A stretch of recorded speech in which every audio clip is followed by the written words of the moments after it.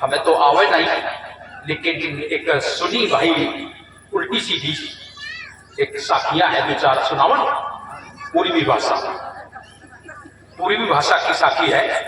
भैले देशवा के बरवदिया मदिरा पान करनवानाई, भैले देशवा के बरवदिया मदिरा पान करनवानाई।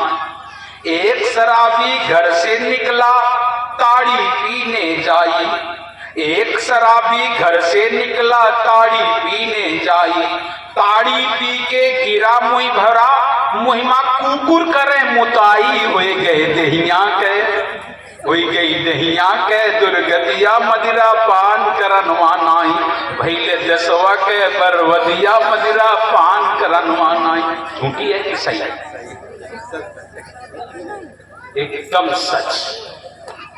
आगे नहीं आवे है, क्योंकि हम गायक है ना, समस्या तो ये आए साहब हमें बहुत बुद्धि है, लेकिन गावब नहीं, भजन नहीं याद हो, साखी दोहा नहीं याद हो, कथा कहानी तो हमसे पूछ लो, वेदन की पूछो, शास्त्रन की पूछो, जो उनको चाहिए हम बता दे, लेकिन भजन में कमजोर है। यो हमें ये लोग स्वर वाले हैं, वामन बेसुर, हम बेसुरा, लेकिन हाँ भले हम बेसुर है सही, बने राम जो हमें बेसुर है सही, लेकिन हम जहां तहां ठीक है। आप लोगों को निवेदन है ये दुर्गुण करना छोड़ दो, अच्छी बात। इसी को दैत्य कहते हैं। तो दैत्य और देवता, और जब दैत्य देवता इकट्ठा एक है घर में, अलग अलग नहीं आते। आज यो न जान लो कि अलग अलग, शास्त्रों से सिद्ध करूंगा। कश्यप ऋषि के दो स्त्रियां थी, एक दित्य एक अदित्य। दित्य ते देवता पैदा हो और अदित्य ते दैत्य पैदा हो। एक घरे हुई कि नहीं? ब्रह्मा जी की सृष्टि में एक घर में दो जन पैदा हो, एक जगह होती नहीं। हिरण्यकश्यप और हिरण्यकश्यप के लड़का अंतर हुआ कि नहीं? एक देवता एक दैत्य। रावण और विभीषण अलग अलग है का? एक जने के लड़का आए दोनों, एक राक्षस एक देवता। हमारे इनका औजात है, आरती में गाया जाता है, मलया गिर जहां बसई भुजंगा और विष अमृत दो एक संगा। विष अमृत दोनों एक जगह होते कि नहीं? एक जगह, दोनों एक जगह, इसलिए दोनों एक जगह। और दोनों जब एक जगह हो तो बात बने नहीं। दूध और शराब एक साथ है, हजम नहीं हो। दूध पिए वाले का दूध दे दो और ऊपर से शराब पिया दो, बीमार हो जाए पक्का। जौन शराब पिए हो का दूध पिया दो, बीमार हो जाए पक्का, हजम नहीं हो सकता। दो चीजें एक साथ, या घी पिया दो, ये गड़बड़ हो जाएगा, ये और ज्यादा गहरा विष हो जाता है। दोनों एक साथ नहीं दे पावा। ऐसा देवता और दैत्य देखे घरे हुए मन खटर पटर हुई जरूर कोई की ना। रहीमदास जी एक साखी कही है, कह रहीम कैसे निभे, कह रहीम कैसे निभे केर बेर को संग, और वे डोले रस आपने उनके फाटे अंग।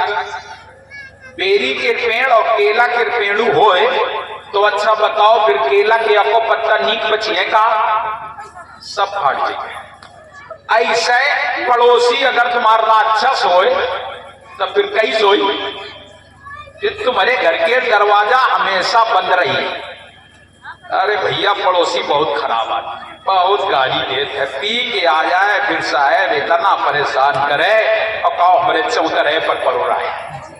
होता है कि नहीं?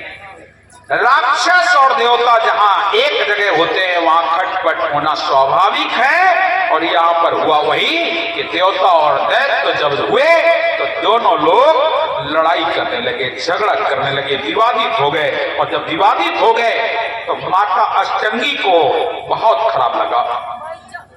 माता अष्टंगी बोली, ये देवता और दैत्य का बतावन एक पल शांति नहीं लेते, बहुत लड़त है, बहुत झगड़त है, का करें? चिंता में पड़ गई माता अष्टंगी। और जब माता अष्टंगी चिंता में पड़ गए तो एक दिन मन में विचार करती है कैसे यह घर की लड़ाई खत्म होए। तो एक दिन उनके मन में विचार आ गया कि दोनों लोगन के ऊपर कोनो काम नहीं है, अगर इनके पास कोनो काम हो तो ये अपने अपने काम में चले जाए तो घर में शांति हो जाए। बुझा था कि नहीं? छोट छोट लड़का घर के में सबके है, और चौने दिन इतवार हो चौने दिन कैसे हो उठा पटक बचावा छोट छोट लड़का। माता जी का थी जाने कहाँ थी एतवार आ जाते हैं, कम से कम लड़का स्कूले रात तो शांति तो रात है, स्कूले चले गए, फिर कोचिंग चले गए, फिर वन चले गए, घर है शांत रात होते कि नहीं? मतलब कुछ काम होना चाहिए, कुछ काम होना चाहिए। बस प्रिय सज्जनों, माता अष्टकी चिंता करला का काम तो काम में मिला कि इन दोनों से कह दें कि तुम समुद्र मंथन कर डालो। बहुत बड़ा काम बता दिया माता अष्टकी ने। माता अष्टकी बोली तुम लोग घरे बैठ रहा हो, लड़ाई करत हो, झगड़ा करत हो, जाओ समुद्र का मंथन कर डालो। समुद्र मंथन करोगे तो बहुत कुछ तुम्हें प्राप्त होगा, लालच भी दिया गया, बहुत कुछ प्राप्त होगा। तो दोनों लोग चल पड़े समुद्र मंथन के लिए। और जब समुद्र मंथन के लिए बढ़े तो सर्वण मत में जो लिखा गया है समुद्र मंथन, उसमें बताया गया है कि मंदराचल पहाड़ की मथानी बनाई गई, कच्छप के ऊपर वो रखा गया पत्थर और सर्प की रस्सी बनाई गई और फिर उसका मंथन हुआ। और जब मंथन होने लगा तो निरंजन जी मन में विचार करें कि पठाई तो दी ने समुद्र मत हो जाए, और अगर इन्हें कुछ मिली ना तो भाग जाएंगे। तो निरंजन जी ने अपने श्वास से अपना अंश प्रकट किया और उस अंश का नाम रखा वेद, और उनके नाम पड़े ऋग्वेद, यजुर्वेद, सामवेद, अथर्ववेद। ये 4 वेद की उत्पत्ति निरंजन जी ने अपने श्वास से की, और वो कोई किताब नहीं थी। जिन लोगों ने अभी विष्णु जी की कहानी चल रही थी टेलीविजन पर कुछ साल पहले, तो उसमें आपने देखा होगा कि हये ग्रीवा नाम का राक्षस आता है और चारों बच्चे समुद्र से निकल के हंसते हैं, डरते हैं, और वो वेद थे वेद। तो निरंजन जी ने अपने श्वास से 4 वेदों की स्थापना जाओ, और यह भी बताया कि तुम जाके ब्रह्मा जी को जाके मिलो। माता अष्टकी ने विचार किया कि हमने भेज तो दिया, लेकिन अगर इन्हें कुछ मिली ना तो ये भागी। तो माता अष्टकी ने अपने करकमलों से 3 कन्याएं प्रकट की, आदि सती, आदि लक्ष्मी, आदि सावित्री। उनको भेजा, जाओ तुम तीनों देवतन का जाके मिलोगे। ठीक, ये तो इधर से वेद, इधर से ये भेद दिए। और जब भेद दिए गए समुद्र का मंथन प्रारंभ हुआ। आप सबको मालूम है कि समुद्र मंथन में 14 रत्न निकले थे। जिस समय समुद्र मंथन प्रारंभ हुआ तो सर्वप्रथम ब्रह्मा जी को वेद प्राप्त हुए। ब्रह्मा जी को आदि सावित्री और वेद, 4 वेद, ये ब्रह्मा जी को प्राप्त हुए।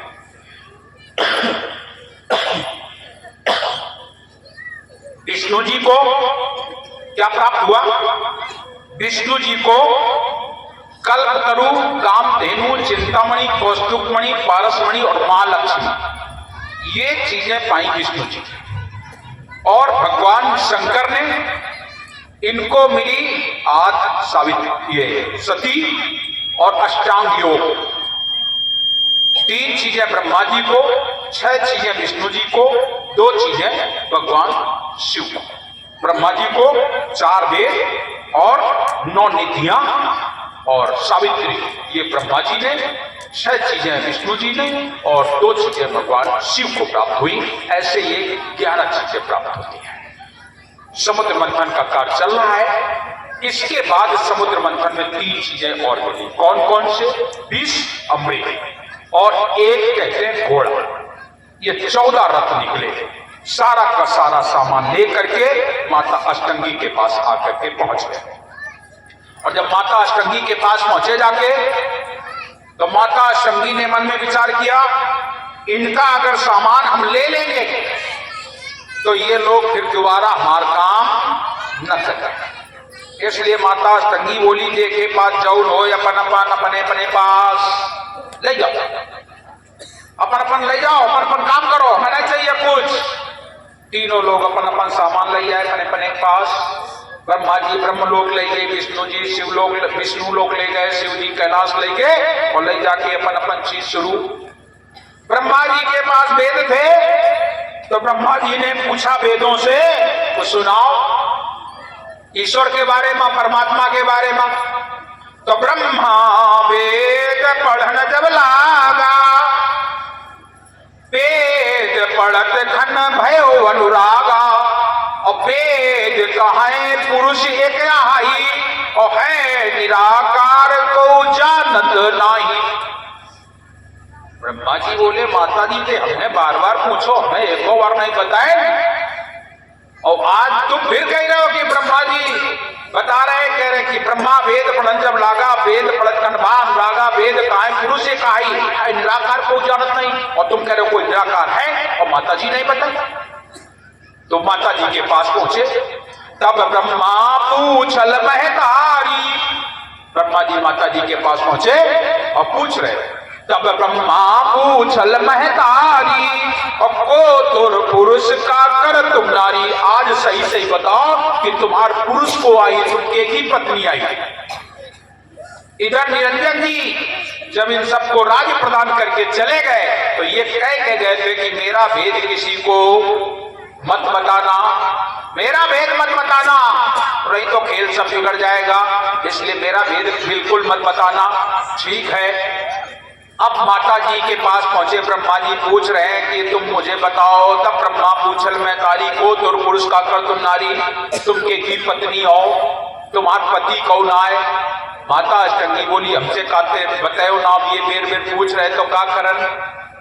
पहले तो समझाने का प्रयास करूं कि सप्त पताल में उनके पैर हैं, सप्त स्वर्ग में उनका सिर, भव सागर उनका पेट। ब्रह्मा जी बोले, बात मरे नहीं समझ में आवे। माता जी हम जा रहे हैं, पहले तपस्या कर दे, हम तपस्या करेंगे, पिता के दर्शन अगर पाएंगे तो लौट के आएंगे, नहीं तो लौट कर नहीं आऊंगा। इतना कह करके ब्रह्मा जी वहां से, जहां आज मथुरापुरी है, वहां पर जाकर के तपस्या करने लगे। विष्णु भगवान से माता जी वह बात भई तो विष्णु जी चले गए, शिव जी के पास तो वो चले गए, तीनों जन चले गए अपन अपन तपस्या करने लग। विष्णु जी माता की बात मान करके पाताल लोक चले गए। सब पाताल में उनके पैर हैं। पाताल लोक जब पहुंचे जाके तो वहां शेष नाग बैठा हुआ है। शेष नाग देखे, निरंजन जी ने भेजा कि तुम जाओ शेष नाग को वहां रुकने मत देना, ये पाताल में पैर समझ के गया, और अगर मैं मिलूंगा नहीं तो लोग फिर पूजा बंद कर देंगे, लोग फिर पूजा पाठ नहीं करेंगे। अगर पैर के पास पहुंच जाए कोई और फिर माफी ना हो, क्षमा ना मिले, दर्शन ना मिले तो गड़बड़ हो जाएगा। इसलिए तुम जाओ, यहाँ रुकने ही मत देना। तो शेष नाग बन करके पुष्कार मार दी। भगवान विष्णु का शरीर जो गौर वर्ण था वो काला पड़ गया, एकदम काला पड़ गया। और जब काला पड़ गया तो भगवान विष्णु वहां से भगे और भग करके आकर के विष्णु प्रयाग में तपस्या किया। वहां से भगवान शिव ने जाकर के रुद्र प्रयाग में तपस्या किया। तीनों लोग तपस्या करने लगे। षष्ठी का काम बंद हो गया। सारी षष्ठी चल रही है, लेकिन ये जो पिंडज अंडज पिंडज बंद हो गया, सारा काम रुक गया। माता अष्टंगी की काम केवल चल रहा है, सब बंद। निरंजन जी घबरा गए, बोले ये क्या किया, जल्दी करो, कुछ करो। कहो बहुत समय हो गया, षष्ठी का काम बंद हो गया। माता अष्टंगी बोली अब क्या करना चाहिए। माता अष्टंगी ने अपने कर कमलों से फिर एक कन्या प्रकट की और जिसका नाम गायत्री रखा। और गायत्री से कहा, गायत्री बोले हाँ जल्दी करो, ब्रह्मा जी के पास जाओ, ब्रह्मा जी को जगा के लाओ। गायत्री पहुंची ब्रह्मा जी के पास, देखा क्या ब्रह्मा जी ध्यान में बैठे हुए मस्त समाधि में थे, समाधि में थे। गायत्री पहुंची लेकिन उसने उनको ना स्पर्श किया ना कुछ कहा, चुप बैठी रही। बहुत समय बीत गया, माता अष्टंगी बड़ा परेशान। गायत्री बोली हम कैसे बतावन, ये तो ध्यान में बैठे, ध्यान खोलें तो हम बतावन की माता बुलाओ। अष्टंगी बोली तुम पगली हो, अरे अपने से बड़े के चरण स्पर्श कर लेने में कोई पाप नहीं होता, जाओ चरण स्पर्श करो।